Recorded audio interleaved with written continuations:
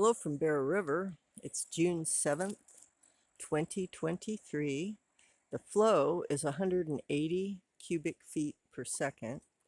And I was just made 5 attempts at singing my Beaver song to the beavers, but it was a challenge, and remembering the tune, remembering the words, hitting the notes, but I did it my best attempt, so forgive me if it's not as high a level as one would hope.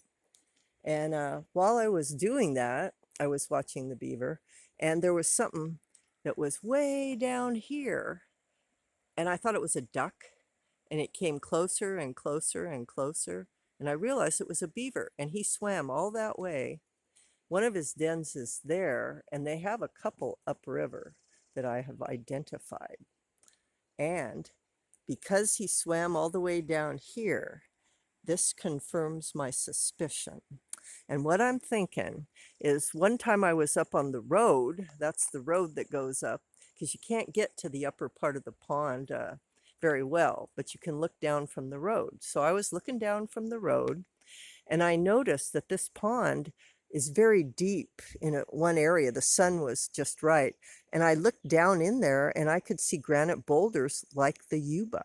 So the bear used to be like the Yuba until it filled up with this gravel and hydraulic mining debris.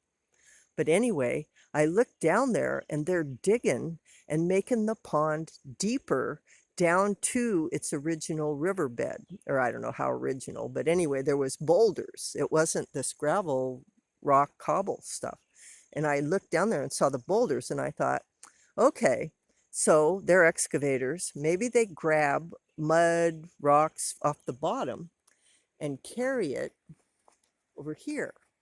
And maybe that's how they have constructed this rim-like feature in the river that does not block the flow, but builds up the beaver pond, providing habitat and safety for their homes. Additionally, this rim that they've built has so greatly increased the willow population that you wouldn't even believe it. I mean, I have the emerging wetlands report. This is all cobble prior. There's no vegetation here whatsoever. And look at it now. And I was noticing downstream, the willows are springing up everywhere as well. Beavers eat willows and alders and these other trees here. And I think that this has been going on for a while under my nose. That, of course, we don't know these things, only beavers do.